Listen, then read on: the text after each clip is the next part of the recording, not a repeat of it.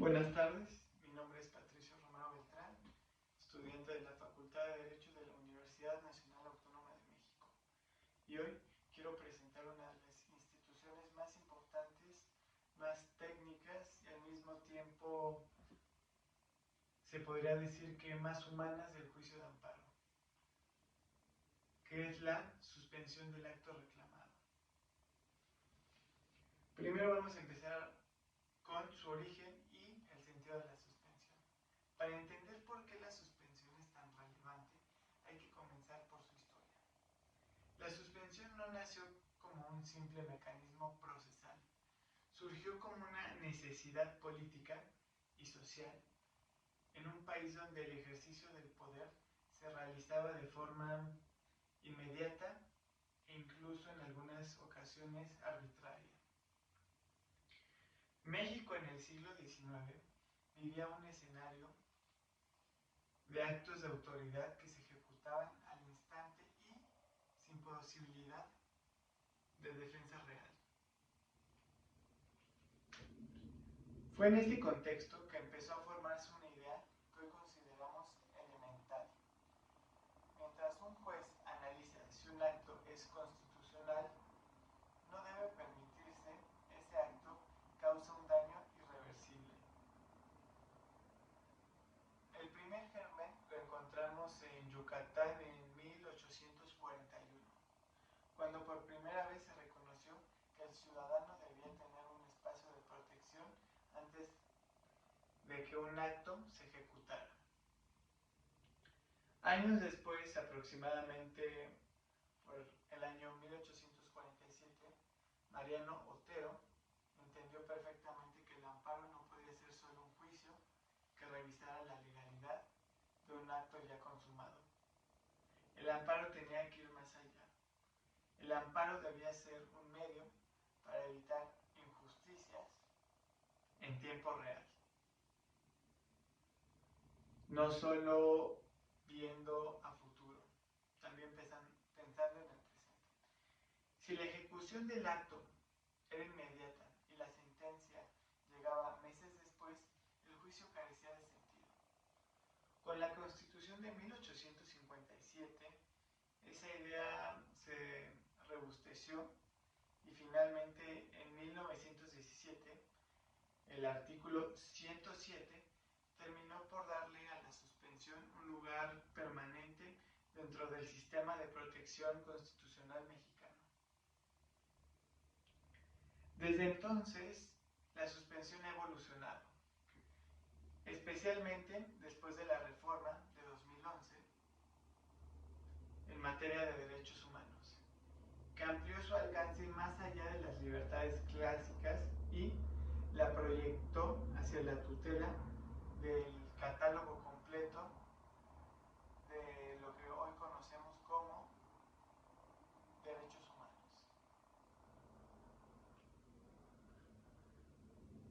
Pero, ¿qué es realmente la suspensión? Ya con ese trasfondo histórico, podemos explicar qué es hoy en día la suspensión. La suspensión es una decisión del juez de amparo mediante la cual se detienen temporalmente los efectos del acto reclamado para evitar que produzcan un daño irreparable, mientras se decide el fondo del asunto. No es una sentencia, no es un pronunciamiento definitivo, no es una declaración de legalidad, es simplemente un mecanismo que le dice a la autoridad: detén lo que estás haciendo, vamos a revisar si tu actuación realmente es constitucional. Entonces, pues aquí la característica de la suspensión. Su propósito no es beneficiar anticipadamente al quejoso, su propósito es que la sentencia futura, sea cual sea, pueda tener un efecto real. La suspensión existe porque hay actos que una vez ejecutados destruyen la materia del juicio o causan afectaciones que la sentencia ya no va a poder corregir de ninguna forma, provocando un daño irreparable. Es importante remarcar juez no está diciendo que el quejoso tenga razón, solo está reconociendo que permitir la ejecución del acto podría provocar un daño mayor que el que se está buscando evitar con este juicio. Por eso se le considera una figura de equilibrio. Equilibrar la urgencia del acto de autoridad con la necesidad de revisar su constitucionalidad es clave para la justicia. La suspensión como medida cautelar y como herramienta de justicia material es un aspecto que quiero profundizar a continuación. La suspensión pertenece a la categoría de medidas cautelares, pero tiene características que la hacen única dentro del derecho mexicano.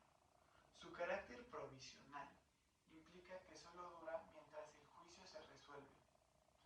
Una vez que existe sentencia definitiva, la suspensión desaparece y la resolución de fondo determina qué debe de ocurrir a continuación y qué medidas se deben de tomar. Sin embargo, mientras está vigente, la suspensión cumple una función estratégica para evitar daños. El Poder Judicial reconoce que la protección de los derechos no puede reducirse al momento final de una sentencia. También esta debe abarcar el periodo intermedio en el que se pueden generar los mayores riesgos y violaciones. Es aquí donde la suspensión muestra su gran relevancia, ya que permite que la justicia actúe antes de que el daño sea irreversible. Evita que la sentencia se vuelva una declaración imponente y que va a controlar todo. La suspensión puede tener un alcance muy distinto según cada circunstancia. En ocasiones basta con detener el acto, en otras la naturaleza del caso exige restituir temporalmente al quejoso en una situación que ya fue alterada. Y en los casos más delicados, la suspensión incluso adelanta los efectos de una posible sentencia favorable para evitar que el daño siga avanzando y avanzando y avanzando y cada vez se complique alguna reparación o ya sea de imposible reparación. Esta última función, la tutela anticipada, convierte la suspensión en una herramienta moderna, flexible y considero que va acorde con la lógica de los derechos humanos. También es necesario mencionar que aunque en apariencia la suspensión parece un acto sencillo, suspender o no suspender el acto reclamado en realidad implica un ejercicio de ponderación mucho más complejo, ya que el juez debe analizar si existe un riesgo real, si la ejecución del acto puede afectar de forma irreparable al quejoso, si la demanda tiene bases que justifican una protección preventiva y muy especialmente si conceder la suspensión no provocaría un daño mayor al interés social o un daño a los derechos de terceros u otras personas involucradas. Todo esto requiere un análisis cuidadoso. La suspensión no es automática, no es una gracia y no es una herramienta para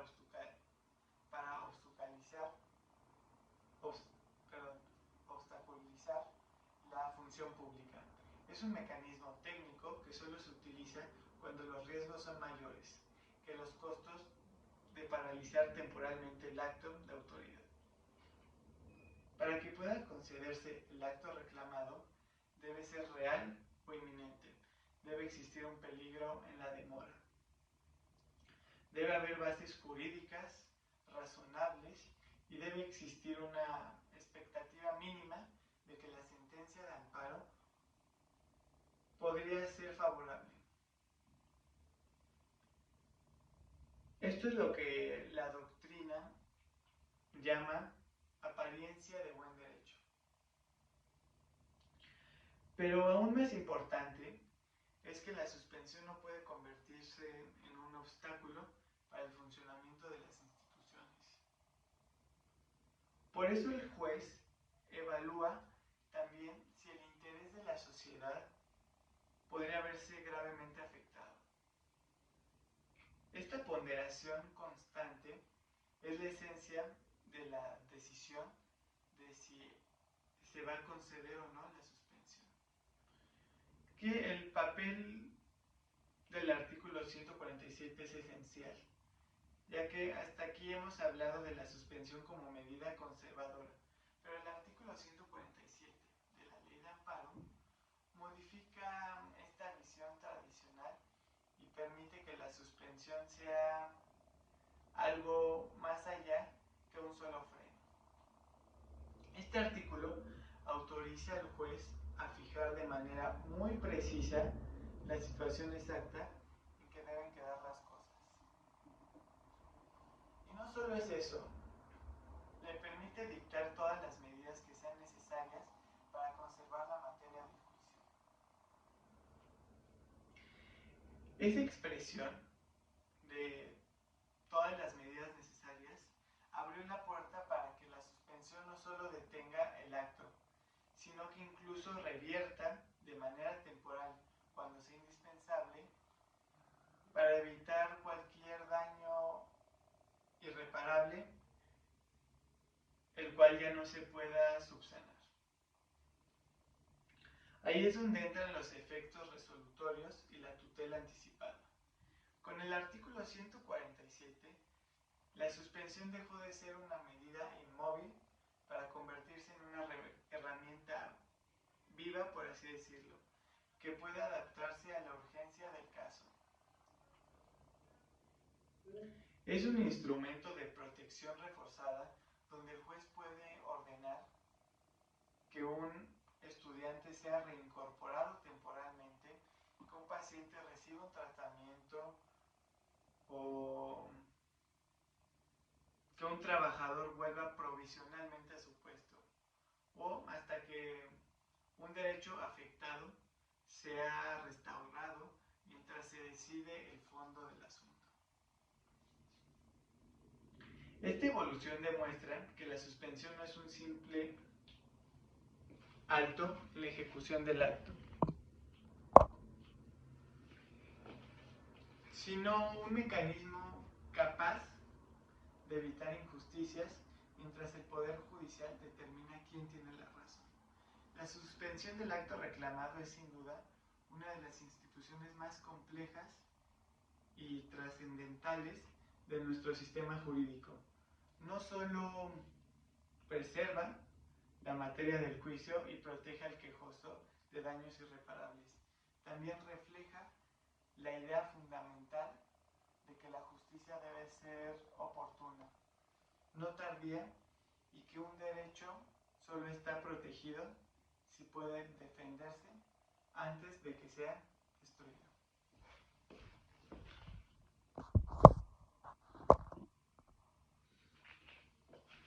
Hasta ahora hemos visto qué es la suspensión, de dónde surge y por qué es tan indispensable para que el amparo funcione como un verdadero mecanismo de protección. Ahora quiero detenerme en cómo opera en la práctica, porque la suspensión no es un concepto abstracto, es una institución que se aplica todos los días en los juzgados del país, y que exige del juez un análisis constante y muy cuidadoso. Cuando una persona presenta una demanda de amparo, el juez se enfrenta desde el primer momento a una decisión con características urgentes. Debe determinar si es necesario intervenir de inmediato para evitar un daño irreparable. Es decir, mientras estudia la admisión de la demanda simultánea, valora si el acto reclamado ya está ocasionando un perjuicio o si está a punto de causarlo. Esta decisión debe tomarse con rapidez por su urgencia. De hecho, en muchos casos el juez tiene apenas unas horas para decidir si concede la suspensión provisional. De esta manera es que aquí comienza un proceso interesante. El juez no cuenta todavía con todo el expediente, ni con el informe de la autoridad, ni con las pruebas completas para hacer un análisis profundo del caso. Lo único que tiene a la vista es la narración del quejoso y los documentos que adjunta, y en su caso, alguna constancia inicial. Pero con base a eso, debe analizar si existe un riesgo real y si la intervención del Poder Judicial es necesaria para evitar un daño que después ya no será posible reparar. Por eso la ley permite que al otorgar la suspensión provisional, el juez base su decisión en lo que el quejoso afirma bajo protesta de decir verdad. No se trata de crear ciegamente ni creer con los ojos cerrados, sino de reconocer que la inmediatez del daño exige actuar antes de que se consuma. Después viene un momento crucial, la audiencia inicial. En esa audiencia, la autoridad responsable ya tuvo oportunidad de rendir un informe previo y el juez puede escuchar sus argumentos y analizar. También puede participar el tercero interesado, si es que existe, y esta audiencia es un espacio donde se busca equilibrar versiones. Por un lado, la persona que afirma que el acto le está causando un daño, y por el otro, la autoridad que sostiene que su actuación es legal y que va conforme a la ley, y que suspenderla podría afectar intereses públicos. La función del juez en ese momento es compleja. No se trata de resolver quién tiene la razón, porque el fondo del asunto se resolverá más adelante de la sentencia definitiva. La función consiste en evaluar la existencia de un riesgo y la intensidad del daño potencial, la trascendencia del acto y la afectación que podría sufrir cualquier individuo al cual se le puedan violar sus derechos fundamentales.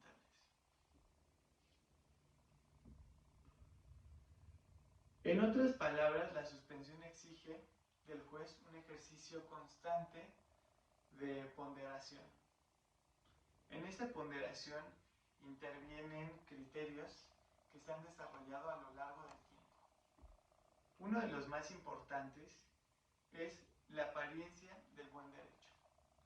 Este concepto significa que aunque todavía no se resuelve de fondo, el juez aprecia que existe una posibilidad razonable de que la sentencia pudiera beneficiar al quejoso.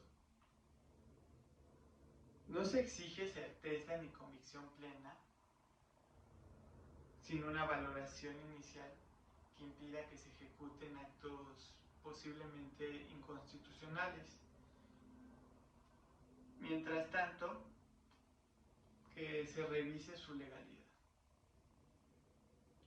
Otro elemento fundamental es el peligro en la demora. Esto significa que de no otorgarse la suspensión, la ejecución del acto podrá convertirse en la sentencia definitiva en un pronunciamiento sin utilidad práctica. En mi investigación he visto que la jurisprudencia ha establecido que no basta con que exista una molestia o incomodidad para que el quejoso pueda actuar. Debe existir un riesgo real de que el daño sea profundo, reversible o desproporcionado a las circunstancias. El juez también debe analizar si existe un equilibrio entre la protección del quejoso y los intereses de la sociedad.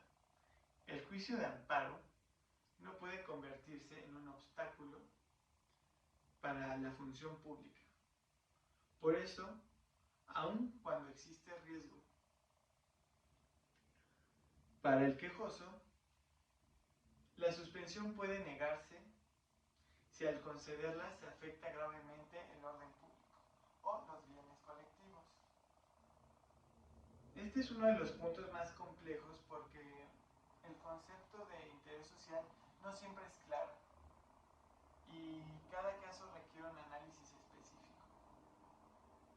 Lo que para un quejoso puede significar la diferencia entre conservar un derecho o perderlo para siempre, para la autoridad puede representar la alteración de un servicio, la interrupción de una obra o que estas acciones lleguen a afectar a un tercero o a varios terceros. Una vez que el juez ha valorado todos estos elementos, resuelve la suspensión definitiva. Esa resolución debe ser muy cuidadosa porque la ley exige que con esto se logran establecer pues diferentes precisiones absolutas a la situación en que debe quedar la cosa. El juez no puede limitarse a decir se concede o se niega. Debe indicar exactamente qué acciones pueden quedar prohibidas y cuáles deben detenerse y cuáles deben mantenerse. Aquí se encuentra uno de los momentos más técnicos de todo el juicio, la redacción de los efectos de la suspensión requerida. Esto requiere claridad, detalle y consistencia con el acto reclamado. De la forma en que el juez redacte esos efectos dependerá la manera en que la autoridad deba cumplir. Y de ello depende también la efectividad real de la medida cautelar. Hay suspensiones que tienen efectos muy simples. Ordenar que no se ejecute un acto hasta nuevo aviso podría ser un ejemplo de esto. Hay otras que requieren efectos más complejos. Congelar la situación jurídica puede ser un poco más sofisticado. Revertir parcialmente actos ya ejecutados, impedir que se dicten resoluciones adicionales o suspender automáticamente procedimientos administrativos o judiciales complementarios.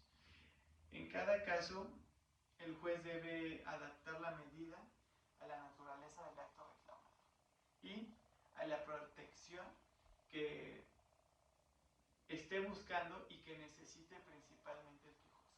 Un aspecto que no siempre se menciona, pero es sumamente relevante, es que la suspensión también protege al órgano jurisdiccional. En un sistema donde los actos de autoridad se ejecutan inmediatamente, la suspensión garantiza que el juez pueda llevar a cabo su trabajo con libertad, sin verse condicionado por el hecho ya consumado. La suspensión no solo preserva derechos, también busca proteger la competencia del Poder Judicial para analizar los actos con calma. Esto sin presiones externas y con tiempo suficiente para emitir una sentencia completa y justa. Otro punto importante es que la suspensión puede modificarse o revocarse.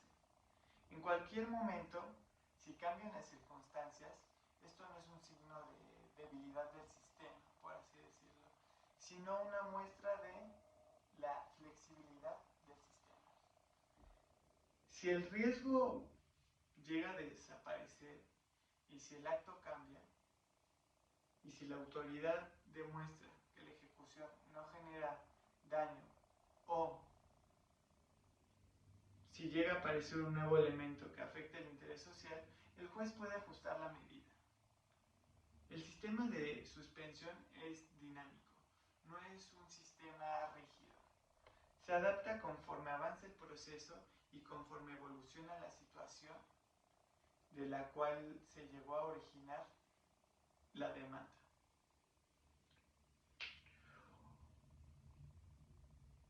Conforme se acerca la sentencia definitiva, la suspensión comienza a perder relevancia y cede su lugar a la resolución de fondo.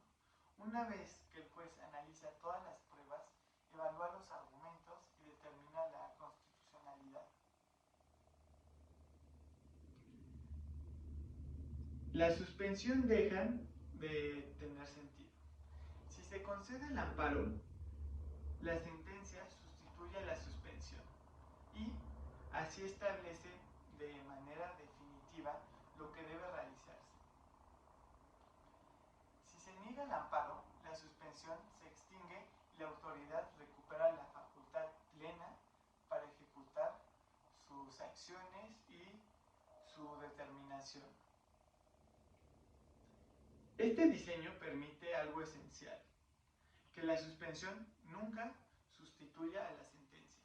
La suspensión acompaña el proceso, pero no lo define.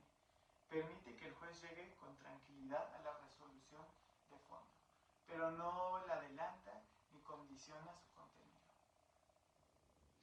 Después de analizar el funcionamiento de la suspensión, tanto en su dimensión histórica como en su aplicación práctica, para mí es posible ver con claridad por qué esta institución se puede llegar a ver y considerar como el corazón operativo del juicio de amparo. Sin la suspensión, el amparo sería un procedimiento que llegaría tarde en muchos casos y pues ya no sería efectivo para lograr proteger los derechos de las personas. Podrían declarar que un acto fue inconstitucional, pero esa declaración sería puramente simbólica si el daño ya está consumado. La suspensión es el puente que une la urgencia de proteger derechos con el tiempo que el proceso judicial necesita para resolver con profundidad y de forma justa. No es una herramienta para frenar la actividad de las autoridades ni un mecanismo automático que favorezca al quejoso. Es una medida equilibrada que permite que el juez actúe antes de que el perjuicio sea irreversible y ya no se pueda hacer nada a cambio. La esencia de este instituto reside en esa capacidad de anticiparse a la pérdida del derecho, evitando que la sentencia futura se convierta en un ejercicio meramente declarativo. Retomando, en este panorama el artículo 147 de la Ley de Amparo ocupa un lugar muy especial. Este precepto le da al juez la posibilidad de adaptar la suspensión a la realidad específica de cada caso. No solo ordena detener un acto, sino que autoriza tomar medidas que realmente garanticen que el derecho pueda seguir existiendo al momento de que se dicte su sentencia. Por eso, en mi investigación llegué a observar que se dice que el artículo 147 permite que la suspensión sea flexible y esto le da un verdadero carácter de protección. Si solo se pudiera congelar el acto, muchos derechos quedarían desprotegidos en situaciones donde el daño ya está ocurriendo. Con el 147, el juez puede actuar de manera más directa cuando la urgencia lo exige. Restituir provisionalmente a una persona, ordenar una intervención médica, permitir el acceso a un servicio educativo, podría ser también preservar una situación que de no hacerlo, pues desaparecería antes de que se resolviera el mismo juicio. Esta posibilidad que combina los aspectos de prudencia con eficacia convierte la suspensión en uno de los instrumentos más modernos de tutela dentro del constitucionalismo nacional y con relevancia para México. Con ello se reafirma una idea fundamental: la justicia constitucional no puede limitarse a resolver al final, debe también proteger durante el camino. Y la suspensión es justamente ese mecanismo intermedio que hace posible que el juicio de amparo sea un proceso todavía vivo y que realmente funcione, útil y realmente orientado a la protección de los derechos humanos.